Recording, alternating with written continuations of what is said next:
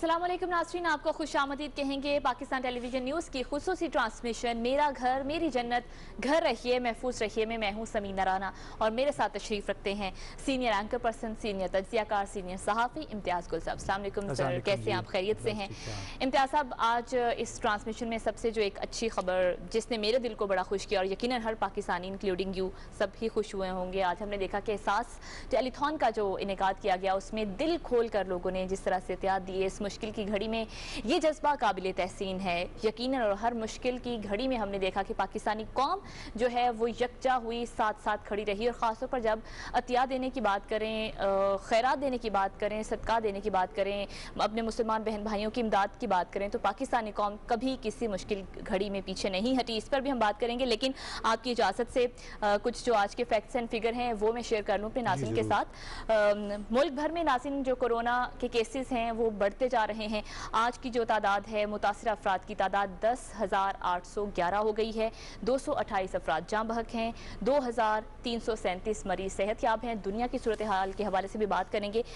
इम्तियाज़ साहब, पंजाब और सिंध की खासतौर पर बात करें, पंजाब में भी बहुत सारे केसेस हैं, लेकिन सिंध की शिकायत थोड़ी मुख्तलिफ तरह की हैं। देखिए, उसमें इब्तदाई तौर पे बहुत ज़्यादा लोग ताफ्तान से आए थे और कई लोगों ने ख़ुद को रिपोर्ट भी नहीं किया। और ये एक बड़ी अफसोसनाक बात थी कि जिन लोगों को कुछ हल्की फुल्की अलामात महसूस हो भी रही थी वो भी घरों में चुप होके बैठ गए। उसकी वजह से सिंध में मसाइल भी पैदा हुए और इससे बढ़ के कुछ ऐसा लग रहा था कि वहाँ पे सियासी उनसर भी कुछ गालिब आ रहा था, चूँकि एक मुख्तलिफ जमात की हुकूमत है। हालांकि तवक्को ये की जा रही थी कि चाहे हमारी वफाकी हुकूमत हो या सूबाई हुकूमत हो, सब मिल के इस पर काम करेंगे, लेकिन उसमें थोड़ा सा रखना पड़ गया। आज भी हम सुन रहे थे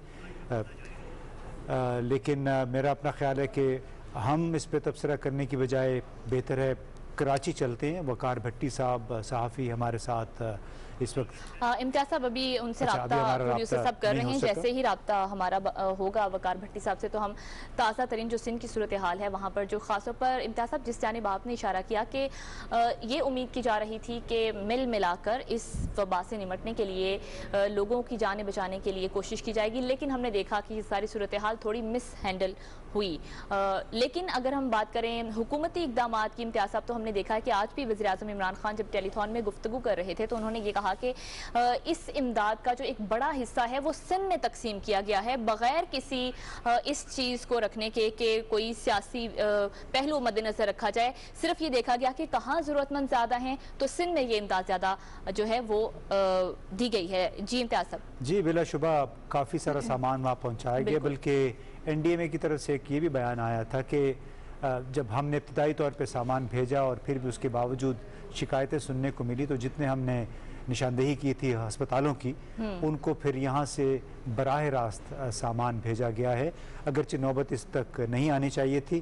तो हम पूछते हैं वकार भट्टी साहब से, अगर वो हमारे साथ लाइन पे हैं तो वकार साहब, आप हमारी आवाज़ सुन सकते हैं? जी बिल्कुल, मैं आपकी आवाज़ सुन सकता हूँ। तो ये बताइएगा सिंध में ताज़ा तरीन सूरत हाल क्या है कोरोना के हवाले से, और इसकी जो मैनेजमेंट हो रही है लॉकडाउन के हवाले से बहुत सारी शिकायतें थी, शिकवे शिकायत वफाकी हुकूमत से, तो आप बताइए हमें, अगर अपडेट कर दें आदाद व शुमार के हवाले से और इंतज़ामी इक़दाम के हवाले से।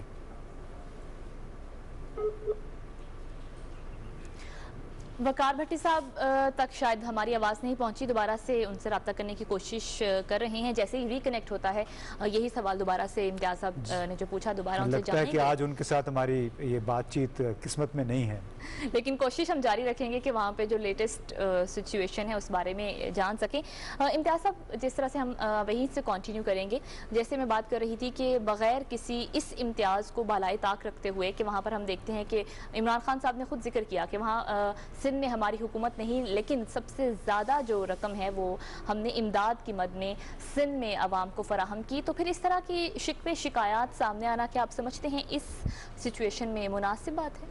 देखिए, बड़े अफसोस की बात है कि सिंध के हवाले से ख़ास तौर पे गुज़िश्ता 12 बरसों के दौरान जो कहानियाँ सामने आती रही हैं उसके बावजूद वहाँ पे कोई हालात दुरुस्त नहीं हो सके। एक ही जमात की मुसलसल हुकूमत है वहाँ पे। तो वकार साहब से बात कर लें, अगर आप प्रोड्यूसर साहब हमारे साथ लाइन पे हैं, टेलीफोन लाइन पे वकार साहब मौजूद हैं? जी मैं मौजूद हूँ। अच्छा जनाब, ये बताइएगा कि कोरोना के हवाले से सूबाई सदर मकाम और बाकी इलाकों में इस वक्त ताज़ा तरीन सूरत हाल क्या है अदाद शुमार के हवाले से, और सूबाई हुकूमत ने जो अब तक इकदाम किए हैं उनका ज़रा एक मिज़ानिया हमें दीजिएगा। बहुत शुक्रिया, आपने मुझे मौका दिया और मैं आपके प्रोग्राम में शरीक हुआ हूँ।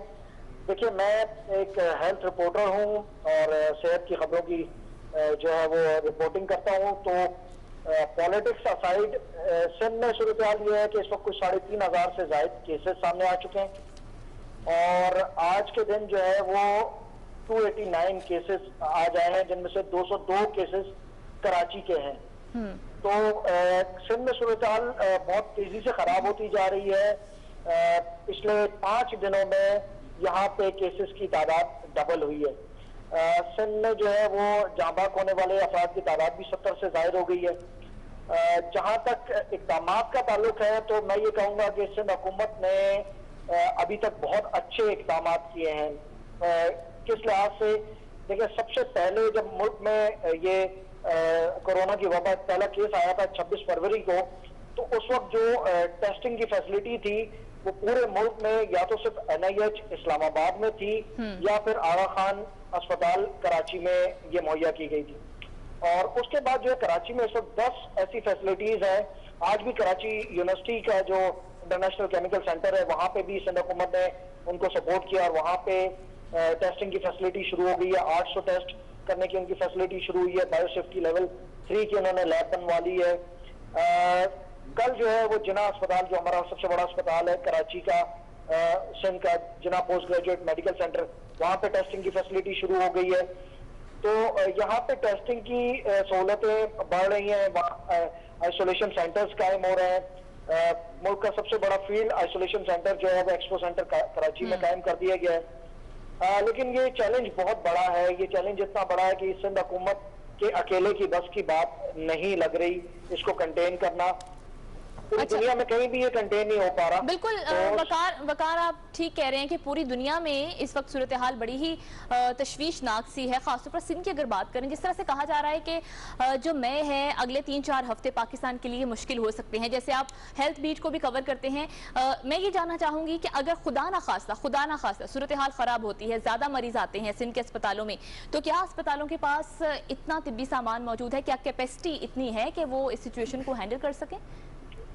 नहीं जी, इसका स्ट्रेट अवे आंसर तो ये है कि इस वक्त सिंध ही नहीं पूरे पाकिस्तान के अस्पताल प्रिपेयर्ड नहीं है कि अगर कोई बहुत बड़ा इन्फ्लक्स हो जाता है पेशेंट्स का तो वो उनको संभाल सकें। इस वक्त कराची के जो 6 सेंटर्स हैं जहाँ पे आइसोलेशन सेंटर्स हैं जहाँ पे कोरोना वायरस से मुतासरा मरीजों को लिया जा रहा है, उनमें 3 तो ऑलरेडी भर चुके हैं। आगा खान अस्पताल की कैपेसिटी फुल हो चुकी है। ओझा, जो डाउ यूनिवर्सिटी का ओझा कैंपस है, उसकी कैपेसिटी फुल हो चुकी है और इंडस अस्पताल की कैपेसिटी फुल हो चुकी है। उसके अलावा हमारे पास Sindh institute of urology and transplantation है, SIUT, वहाँ पे अभी मरीजों की गुंजाइश मौजूद है। सिविल अस्पताल कराची में गुंजाइश मौजूद है और Jinnah post graduate medical centre Karachi में गुंजाइश मौजूद है।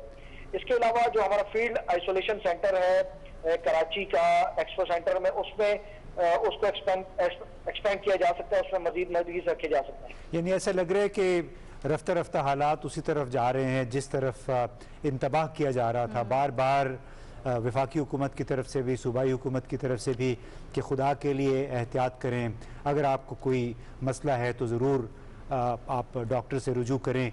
लेकिन खुदा न करे अगर जिस रफ्तार से अभी गुज़श्ता 1 हफ़्ते में केसेस में इजाफ़ा हुआ है, तो इससे लगता है कि जो हमारा हेल्थ का इंफ्रास्ट्रक्चर है, यानी जितने अस्पताल हैं, उन पे बोझ इतना बढ़ जाएगा कि शायद वो उसके बस में भी ना रहे। तो इसीलिए मेरा ख्याल है बार बार हुकूमत की तरफ से, हर तरफ से ये अपीलें हो रही थी, बल्कि आज तो डॉक्टर साहिबान की तंजीमों ने भी ये अपीलें की हैं कि जो लोग हुकूमत की और डॉक्टरों की हिदायत पे अमल नहीं करना चाहते वो फिर अस्पताल भी ना आएँ, इसलिए कि अस्पताल फिर वो लोग, उन लोगों को आना चाहिए जो एहतियात के बावजूद बीमार, खुदा न खास्ता बीमार हो जाते हैं। तो बहुत बहुत शुक्रिया वकार साहब आपका, आपने हमें अपडेट किया सिंध की सूरत हाल से। और बिल्कुल वो सही कह रहे हैं कि सिंध के तकरीबन जितने भी अस्पताल हैं, ये तो अब कराची का हमें बता रहे हैं, मालूम नहीं जो बाकी शहर हैं सिंध के, हैदराबाद है, फिर लाड़काना, शिकारपुर वगैरह, वहाँ पे अस्पतालों की क्या सूरत हाल होगी। वहाँ तो आपको मालूम है रिपोर्टिंग भी लोग इतनी आसानी से नहीं करते हैं। बिल्कुल इम्तियाज साहब, आपने बिल्कुल बचाव फरमाया है कि रिपोर्टिंग भी या उस तरह से खबरें सामने नहीं आती, या फिर बहुत सारे ऐसे एरियाज़ हैं अंदरून सिंध की, अगर ख़ास तौर पर बात कर लें तो वहाँ सूरत हाल तो बहुत ही ख़राब भी हो सकती है। खुदा न खास्ता जिस तरह से इम्तियाज साहब आपने डॉक्टर्स एसोसिएशन के हवाले से बात की थी, तो बड़ी ये तशवीशनाक बात है कि डॉक्टर्स एसोसिएशन की जानिब से, डॉक्टर्स की जानिब से कहा जा रहा है कि खुदारा एहतियात कीजिए। हुकूमत की तरफ से, सूबाई हुकूमतों की तरफ से अगर लॉकडाउन में नरमी की गई है तो इसका मतलब ये नहीं है, हरगिज़ इसका मतलब ये नहीं है कि इस वबा का खतरा टल गया है, बल्कि अगर सूरत हाल ख़राब हुई तो अस्पतालों में जगह नहीं बचेगी, हमें रोड्स पर, गलियों में आप लोगों का इलाज करना पड़ेगा। तो खुदारा एहतियात आपके हाथ में है। इम्तियाज साहब हमारे साथ गेस्ट मौजूद जी, हमारे साथ वफाकी वज़ीर science and technology Fawad Chaudhry sahab हैं टेलीफोन लाइन पे। अस्सलाम वालेकुम चौधरी साहब। जी अस्सलाम वालेकुम। जी शुक्रिया PTV न्यूज़ के लिए वक्त निकालने का। हम काफ़ी दिन से आपसे ये पूछना चाह रहे थे कि जब कोरोना क्राइसिस आया, ये बहरान शुरू हुआ है, तो आपकी वजारत ने काफ़ी पेशबंदी के तौर पे काम शुरू किया और आपने जो बातचीत शुरू की वो वेंटिलेटर्स मकामी तौर पे तैयार करने की, मास्क की तैयारी और सैनिटाइज़र्स की। तो ये बताइएगा कि उस हवाले से ताज़ा तरीन सूरत हाल क्या है कि इन तमाम अशिया की तैयारी और उनकी मार्केटिंग के हवाले से। देखिए 26 फरवरी को पहली जो डेथ है कोरोना वायरस से रिपोर्ट हुई पाकिस्तान में, और उसी दिन डेथ रिपोर्ट हुई अमेरिका में। जब 26 फरवरी को ये पहली डेथ रिपोर्ट हुई, उस वक्त पाकिस्तान में हम ना कोई मास्क बनाते थे, ना हम अपने ओपी ड्रेसेस बनाते थे, ना ही हम ग्लव्स बनाते थे, ना ही हम मास्क बनाते थे, ना ही वेंटिलेटर्स बनाते थे, और ना ही कोई टेस्टिंग किट्स बनाते थे। और ये सिर्फ पाकिस्तान में ही मामला नहीं था, ये बाकी दुनिया में भी मामला जो है वो ऐसे ही चल रहा था, क्योंकि चाइना बना रहा था और पूरी दुनिया जो है वो चाइना से खरीद रही थी। अब जो मामला हुआ 6 हफ्तों में, मैं समझता हूँ कि we should be proud of our scientist, our technologist और हमारे जो मैन्युफैक्चरर्स हैं। 6 हफ्तों में आज पाकिस्तान जो तकरीबन 80% हमारी जो मर्चेंडाइज है वो हम खुद बना रहे हैं। हम अपनी जो डॉक्टर्स की ओपी किट्स हैं वो खुद बना रहे हैं। आज इंशाल्लाह अल्हम्दुलिल्लाह जो पहला N95 का बैग था, मास्क का, वो भी हमने तैयार कर लिया है पाकिस्तान में। इसी तरीके से जो हमारे मास्क थे वो भी हमने बना लिए। वो डॉक्टर्स इस वक्त जो ज्यादातर इस्तेमाल हो रहे हैं वो पाकिस्तान के बने हुए हॉस्पिटल्स में इस्तेमाल हो रहे हैं। हमारे जो वेंटिलेटर्स हैं और हमारे जो टेस्टिंग किट्स हैं वो टेस्टिंग के आखिरी मराहिल में है, लाइसेंसिंग के आखिरी मराहिल में है, जहाँ पे तमाम इनिशियल टेस्ट जो हैं वो बहुत अच्छे आए हैं, और अब हम इंशाअल्लाह ताला वो भी मास प्रोडक्शन में जा रहे हैं। तो विद इन 6-8 वीक्स जो पाकिस्तानी साइंटिस्ट ने, टेक्नोलॉजिस्ट ने जो कारनामा किया है, मेरा ख्याल है कि हमें उन पर फख्र होना चाहिए। आपका ये भी कहना था कि ये सैनिटाइज़र समेत बाकी तमाम अशिया बहुत जल्द बरामद करने की पोजीशन में भी आ जाएंगे, तो आप उस हवाले से कुछ बताएंगे, कहाँ तक आपके क्या टाइमलाइन है? सैनिटाइजर तो इस वक्त पाकिस्तान में हम बिल्कुल एक्सपोर्ट की पोजीशन में है। सिर्फ कुछ जो ब्यूरोक्रेटिक प्रॉब्लम्स थी इनकी हेल्थ मिनिस्ट्री की और कॉमर्स मिनिस्ट्री की, उसकी वजह से वो जो बैन है वो अभी तक खत्म नहीं हुआ। हालांकि पाकिस्तान में तो हम बहुत ज्यादा इस वक्त एथेनॉल एक्सपोर्ट कर रहे हैं, और एथेनॉल आपको मालूम है कि मेन रॉ मटेरियल है सैनिटाइजर बनाने का। तो हमने तो बहुत पहले ये रिकमेंडेशन की हुई है कि आप एथेनॉल की एक्सपोर्ट जो है वो चूंकि पाकिस्तान से आप कर रहे हैं, तो हमें तो फिनिश प्रोडक्ट की जो एक्सपोर्ट है उसकी तरफ जाना चाहिए। और बहुत लोग पाकिस्तान में एक्सपोर्ट करना चाह रहे हैं सैनिटाइजर्स की। इवन USA में, UK में बहुत डिमांड है पाकिस्तानी सैनिटाइजर्स की, और मुझे उम्मीद है कि रज़ाक दाऊद साहब ने उसे ट्वीट भी किया था और उन्होंने कहा था कि वो ये बैन हटा रहे हैं, बट अभी तक जो उनकी मिनिस्ट्री की तरफ से ये बैन जो है वो हटा नहीं है। अब से एक्चुअली कुछ दिन पहले भी मैंने ये मसला डिस्कस किया। पाकिस्तान में सिर्फ एक्सेस है सैनिटाइजर। आज से कुछ देर पहले, कुछ अर्सा पहले से, चंद हफ्ते पहले तो ये शॉर्टेज में चले गए थे हम, और हमारे पास जो सैनिटाइजर था वो नहीं था। लेकिन अब तो हम इसकी एक्सेस में है और हमें फौरी तौर पे एक्सपोर्ट शुरू करनी चाहिए। जो वैक्सीन की तैयारी का सिलसिला था, डाउ मेडिकल कॉलेज से कोई रिपोर्ट आई थी, वजारत के साथ उन्होंने कोई राब्ता किया है और वो किस स्टेज में है? क्योंकि चीन की तरफ से भी हमें कोई पेशकश की गई है वहाँ की फार्मास्यूटिकल कंपनीज ने, उन्होंने जो इलाज तैयार किया है वो भी पाकिस्तान में वो आजमाइशी तौर पे शुरू करने के ख्वाह हैं। देखिए, ये जो वैक्सीन का मामला है ना, ये थोड़ा काफी मीडिया पे ये रिपोर्ट भी आता है, और एक जो है इसको थोड़ा सारा एक समझना चाहिए कि ये कैसे होती है। आज से ये 3-4 महीने पहले ज़ाहिर है ये क्राइसिस शुरू हुआ, तो इसका मतलब ये है कि तकरीबन आप समझिए कि जनवरी-फरवरी में चीन में शुरू हो गया ये जो क्राइसिस है, इसके ये शुरू हुआ, तो उसके बाद उन्होंने वहाँ पे वैक्सीन के ऊपर तवज्जो दी। ये इस तरह से नहीं होता।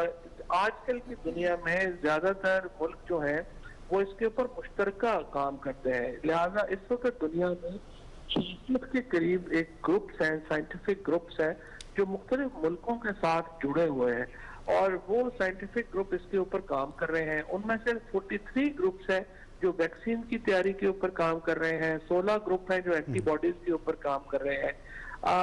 कोई भी लेकिन जो वैक्सीन है उसका जो तरीकाकार है वो एक खास उसमें तवालत चाहिए। वो ये नहीं हो सकता कि कल ही ह्यूमन टेस्ट हो जाएगा और परसों उसकी रिपोर्ट आ जाएगी। तो जो पाकिस्तान का जो ग्रुप है वो डॉक्टर तौर-ए-मान साहब उस पर काम कर रहे हैं, डाउ यूनिवर्सिटी उसके ऊपर काम कर रही है, अयूब मेडिकल वाले उस पर काम कर रहे हैं।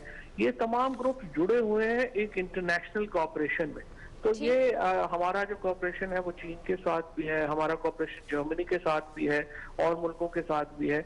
लेकिन ये जो वैक्सीन है इसकी जो अगर आप ये कहें कि चंद माह की बात है, ऐसा नहीं है। इसमें अभी अरसा लगेगा और कम से कम 12 महीने से 16 महीने तक का वक्त जो है वो लगेगा। ठीक है फवाद साहब, लास्टली मैं ये भी जानना चाहूंगी कि इस वबा की घड़ी में आइंदा के लिए सबक सीखने के लिए साइंस और टेक्नोलॉजी की वजारत को नुक्ता बनाकर साइंस और टेक्नोलॉजी की वजारत में मजीद क्या मनसूबाबंदी की जा रही है कि कैसे हम अपने सिस्टम को अपग्रेड करें कि खुदा न खास्ता अगर मुस्तकबिल में भी कोई ऐसी मुश्किल घड़ी आन पड़ती है तो पाकिस्तान बहुत सारी चीज़ें जो बाहर से मंगवाता है वो हम खुद अपने मुल्क में तैयार करें।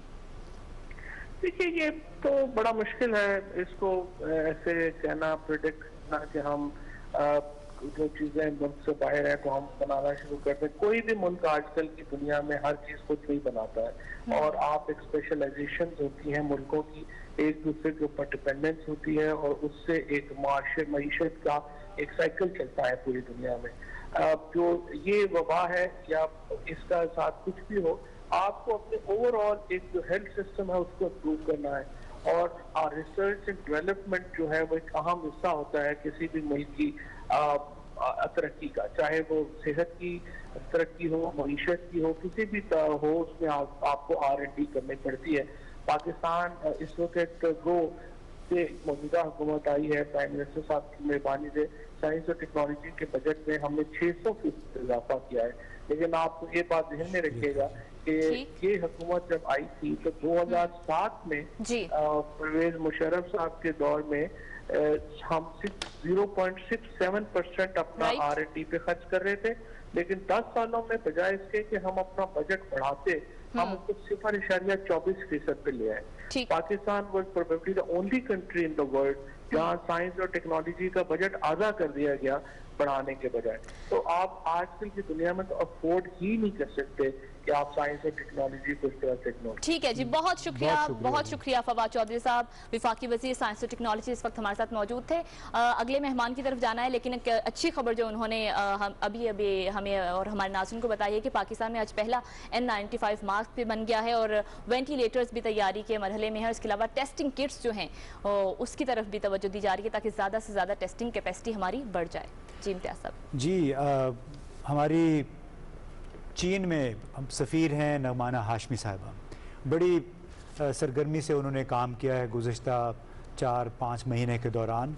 आज हमने कुछ देर पहले उनसे एक खुसूसी इंटरव्यू किया और उनसे हमने ये जानने की कोशिश की कि जो हमारे इतने करीबी ताल्लुकात हैं उसका उन्होंने क्या फ़ायदा उठाया और पाकिस्तान को क्या फ़ायदा मिला इस तमाम क्राइसिस के दौरान, क्योंकि पहले जो कोरोना की वबा इंतहाई शिद्दत से चीन को उसका सामना करना पड़ा और उसमें पाकिस्तानी भी काफ़ी फंस के वहाँ पे रह गए थे और यहाँ से हुकूमत पे भी काफ़ी दबाव आ गया था।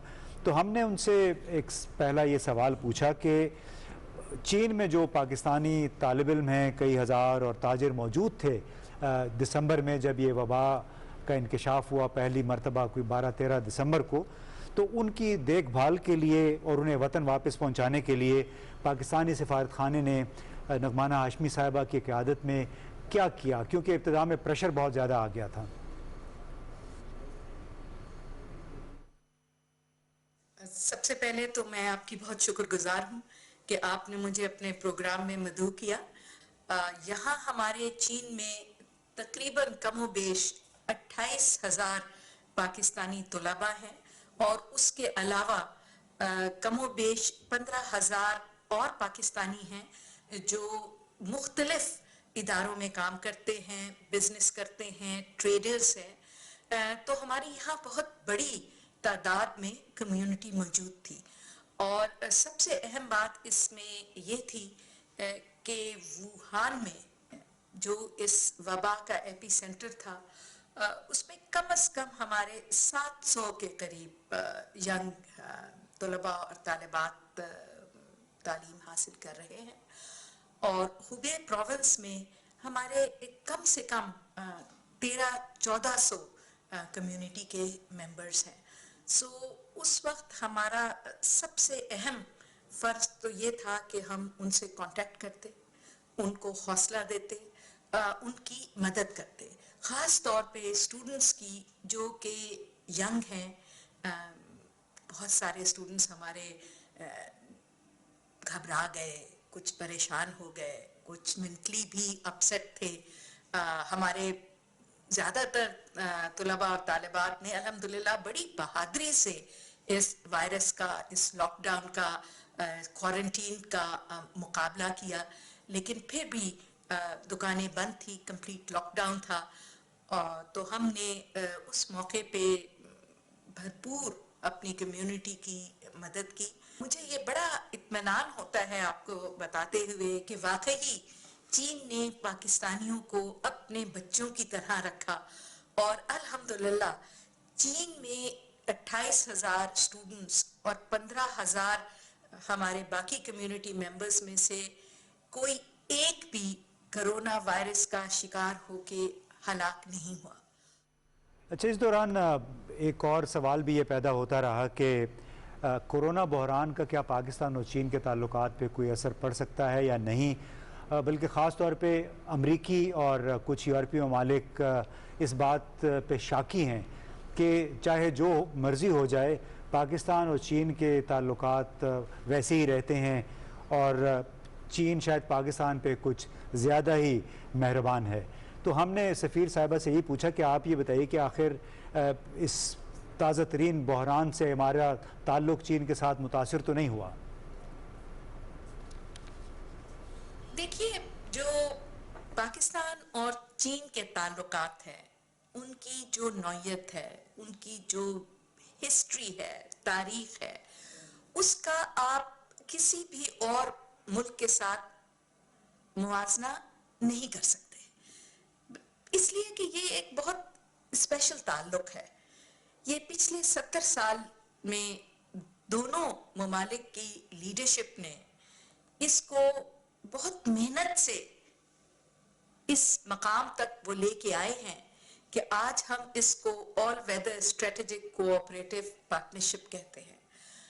ये 70 साल में आप देखिए कि बार बार ये बात साबित हुई है कि पाकिस्तान का चीन से बेहतर दोस्त और कोई नहीं है और ये बात भी रोज़े रोशन की तरह आया है कि चीन का भी पाकिस्तान जैसा और कोई दूसरा दोस्त नहीं है।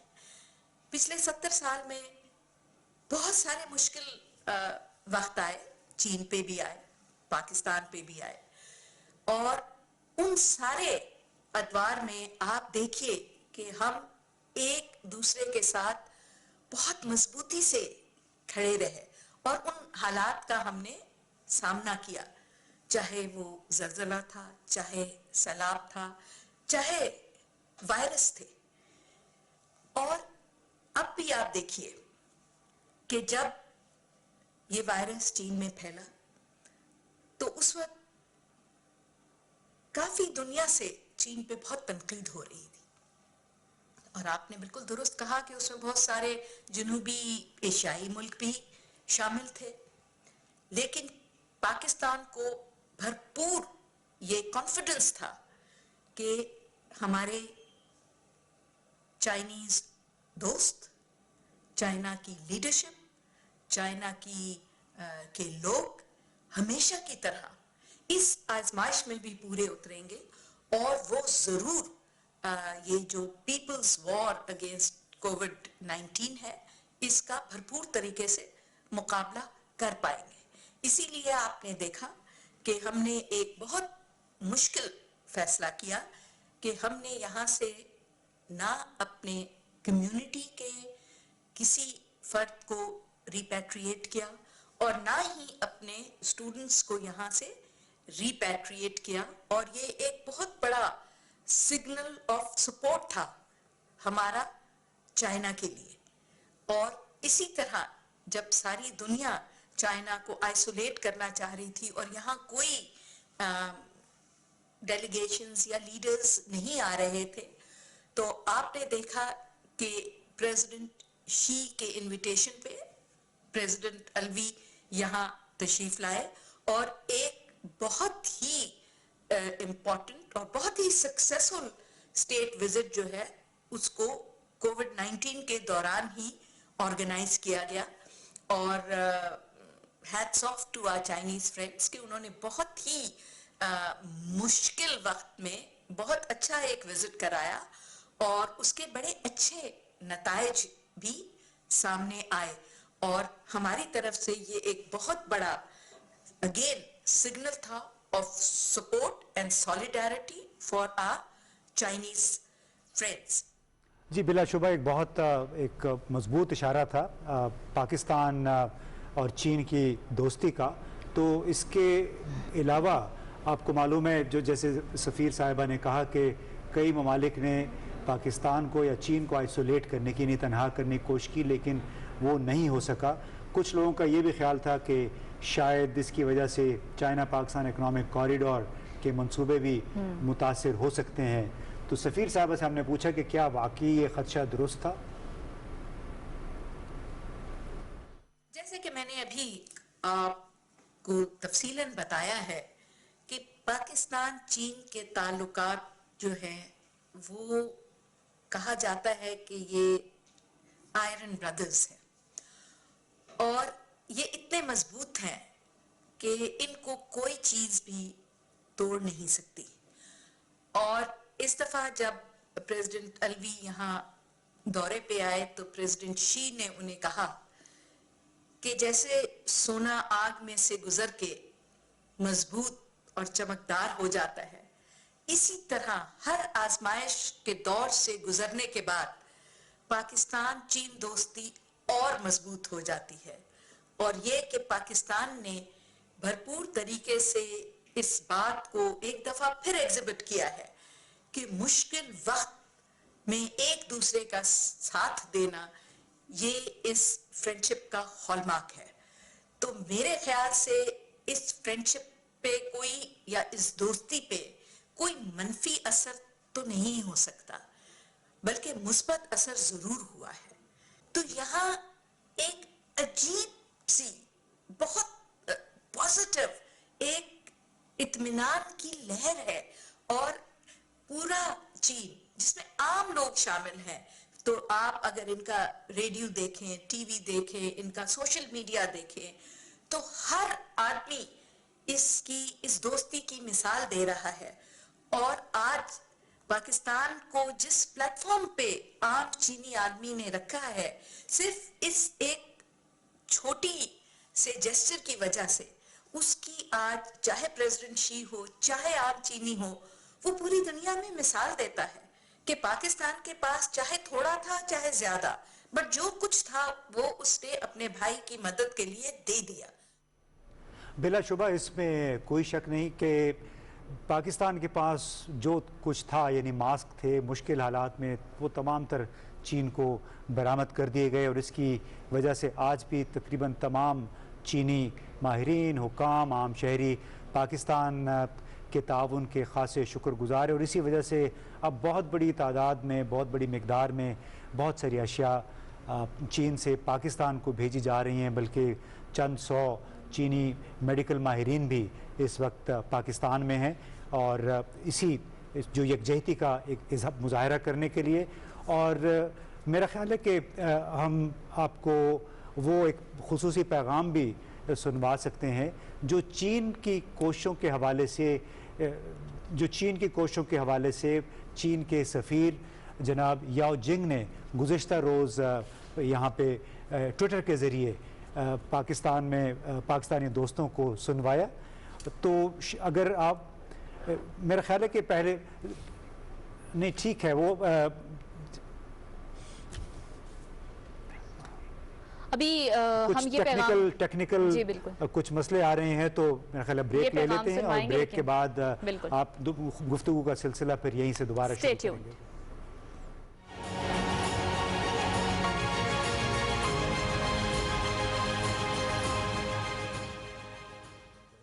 की वबा ने कारोबार जिंदगी मुंजमद कर दिया है।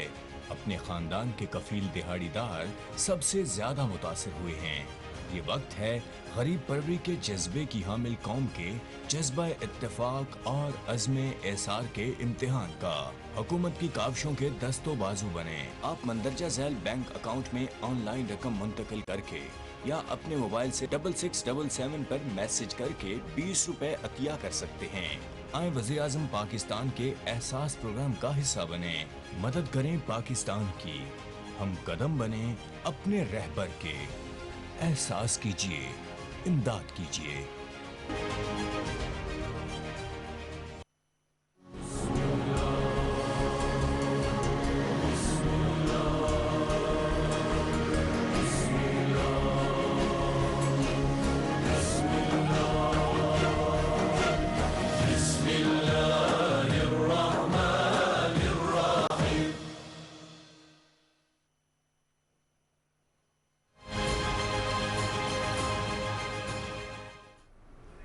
नाज़रीन, ब्रेक के बाद एक बार फिर से आपको खुशामदीद कहेंगे। जिस तरह ब्रेक पे जाने से पहले इम्तियाज़ गुल साहब ने बड़ी तफसीली गुफ्तगू की चीनी सफ़ीर नुगमाना हाशमी साहिबा से भी, और बड़े जो अहम नकात थे उन पर भी बात की, और जिस तरह से इम्तियाज़ गुल साहब ने उस पैगाम का भी जिक्र किया था चीन के सफ़ीर ने जो ट्विटर पर याओ जिंग साहब ने अपना पैगाम दिया था। मेरा ख्याल है इम्तियाज़ गुल साहब पहले वो अपने नाज़रीन को सुनवा लें पैगाम, उसके बाद सिलसिले को आगे बढ़ाते हैं। जो बड़ा तफसीली बताया कि अब तक दोनों मुल्कों ने मिल के क्या किया है और क्या क्या इमदाद पाकिस्तान पहुंची है, और सुनवाते हैं अपने नाजरीन को। Chinese government and the Chinese people चीनी हुकूमत और आवाम की पाकिस्तान में जारी कोरोना वायरस की वबा पर उस वक्त से गहरी नजर है जब फरवरी के अवाखिर में यहाँ पहला केस आया। ऐसे हालात में चीनी हुकूमत और आवाम की जानिब से पाकिस्तान के लिए ताउन को गैर मामूली तवज्जो दी गई। ये पाकिस्तान ही था जिसे चीनी हुकूमत की जानिब से पहली PCR किट की पहली खेप फराहम की गई, और अब तक हम पाकिस्तान को 1,50,000 किट्स अतिया कर चुके हैं, क्योंकि हम समझते हैं कि तशखीस की मदद से हम इस वबा की बेहतर तौर पर निगरानी कर सकते हैं और इस पर तवज्जो दे सकते हैं। हम समझते हैं कि हुकूमत पाकिस्तान की जानिब से कोरोना वायरस की वबा के तदारुक के लिए फौरी और जरूरी इक़दामात इख्तियार किए गए हैं, जबकि चीनी हुकूमत और अवाम की जानिब से इस मरज के खिलाफ जंग जीतने के लिए पाकिस्तान को तमाम जरूरी और मुमकिना सहूलियात फराहम कर रहे हैं। चीन ने इस्लामाबाद में करंतना मरकज कायम करने के लिए पाकिस्तान को 40 लाख अमरीकी डॉलर की रकम अतिया की है।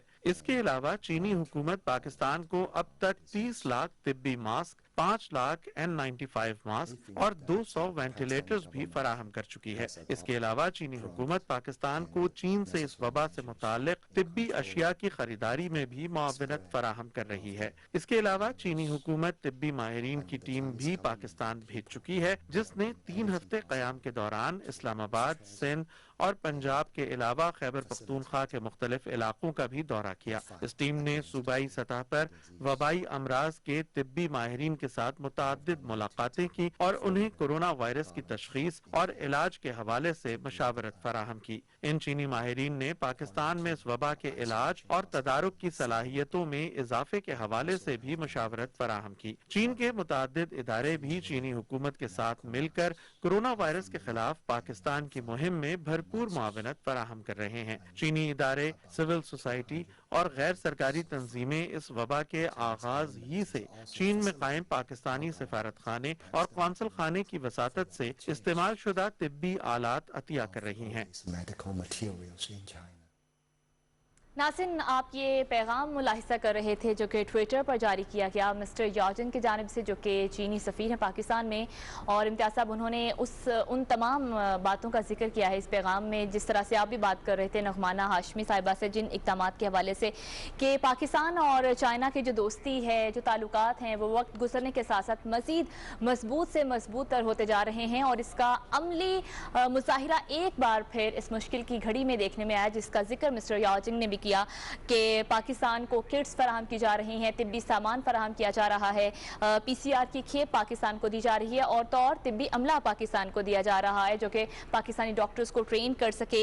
तमाम तर सहूलियात पाकिस्तान को चाइना की तरफ से प्रोवाइड की जा रही हैं और ख़ासतौर पर स्मार्ट टैक्टिक्स में कहना चाहूँगी वो पाकिस्तान चाइना से सीख रहा है। एक्चुअली बहुत ज़बरदस्त एक पैगाम आया है चीन की तरफ से, और उसमें पाकिस्तान की खुशकिस्मती देखिए कि जब चीन ने बढ़ के पाकिस्तान की मदद की तो हमारे अमरीकी भाइयों को भी कुछ ख्याल आया और उन्होंने फौरी तौर पे पहले $2 मिलियन के इमदाद का ऐलान किया, फिर तकरीबन अब वो $10 मिलियन तक पहुंच गई है।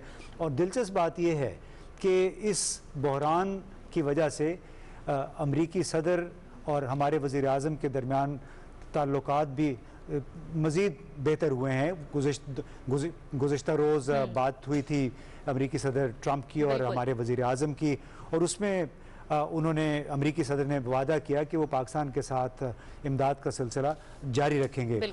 इस वक्त हमारे साथ टेलीफोन लाइन पे हैं डॉक्टर अफजल गोंदल साहब अमरीका से, और उन्होंने अभी वज़ीर आज़म की ज़ेर निगरानी जो टेलीथॉन हुई थी कोरोना के इमदादी कामों के हवाले से, उसमें कुछ डोनेशन भी दी है, तो हम उन्हीं की ज़बानी पूछ लेते हैं कि उन्होंने डोनेशन क्यों दी, कितनी दी। डॉक्टर साहब अस्सलाम वालेकुम। वालेकुम अस्सलाम। जी डॉक्टर साहब बताइएगा, आपने क्या जज्बा था, क्यों आपने डोनेशन दी और कितनी डोनेशन दी जब टेलीथॉन में वज़ीर आज़म शामिल थे? जी, सबसे पहले तो मैं आपका शुक्रिया अदा करता हूँ कि आपने मुझे अपॉर्चुनिटी दी बात करने की। तो मुझे पीटीवी न्यूज़ के जरिए पता चला कि आप लोग भी टेलीथॉन में पार्टिसिपेट कर रहे हैं।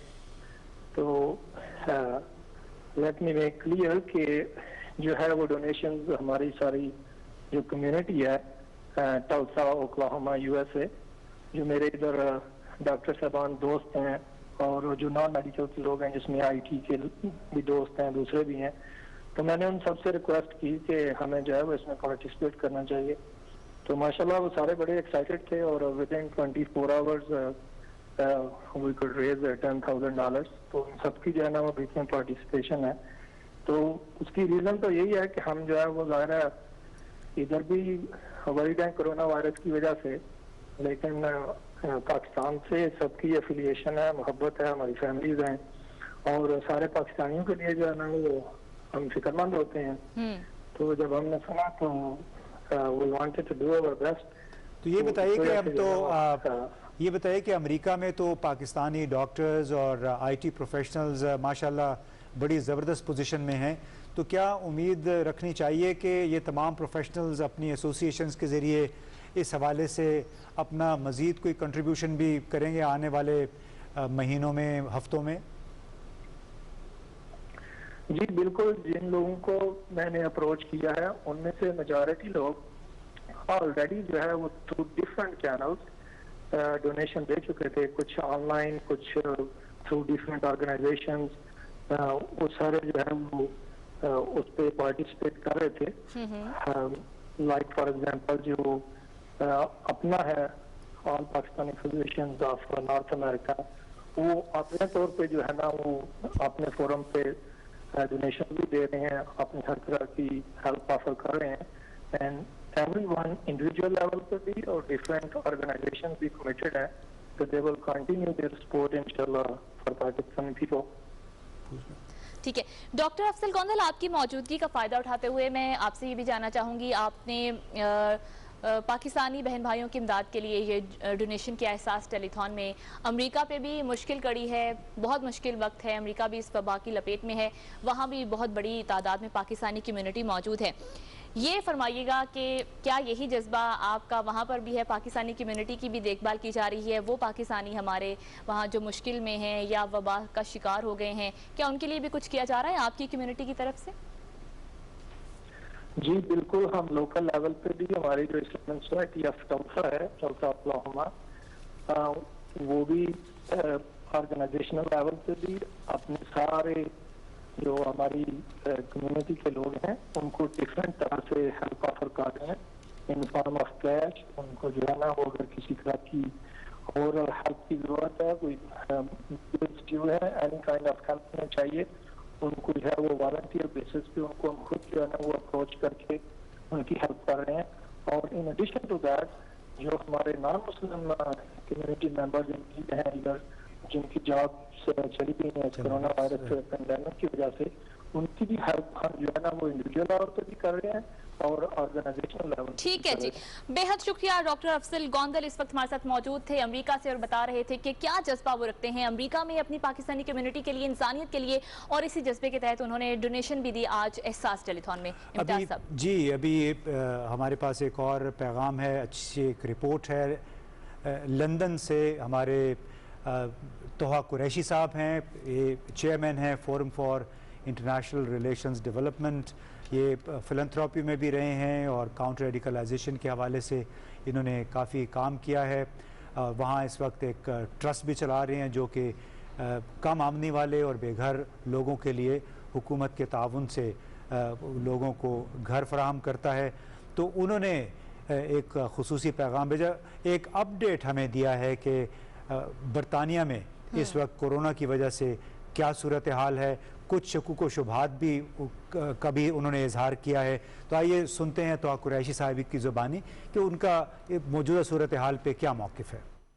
हाँ, मौसम तो इंतहाई खुशगवार है, इंतहाई बेहतरीन धूप निकली हुई है, लेकिन जो फ़ज़ा है यहाँ की वो इंतहाई सोगवार है।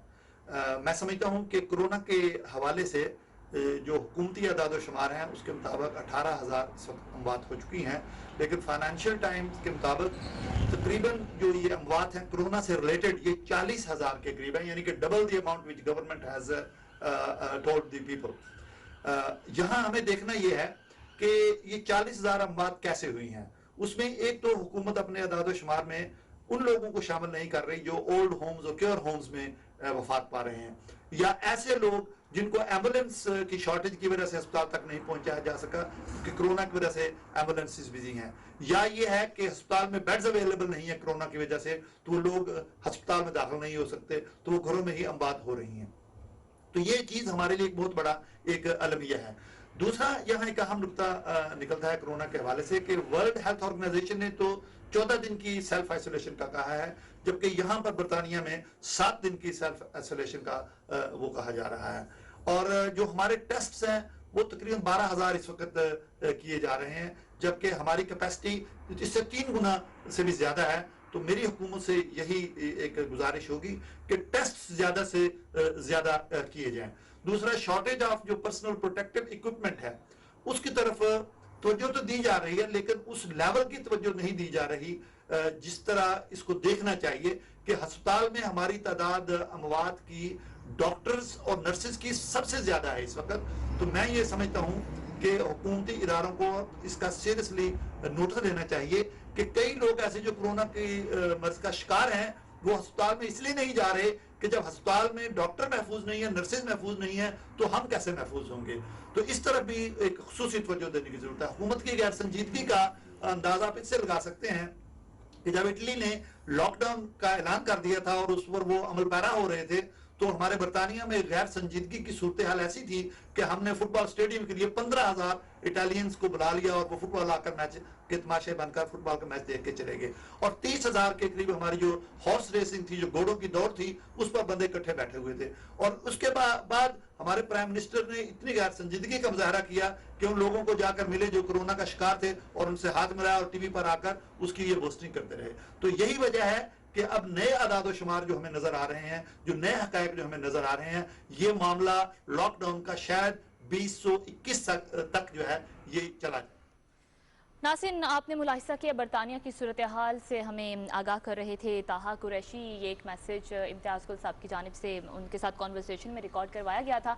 बरतानिया की सूरत हाल भी हमने आपको बता दी, अमेरिका के हवाले से भी हमने बात कर ली, पाकिस्तान के हवाले से भी बात कर ली।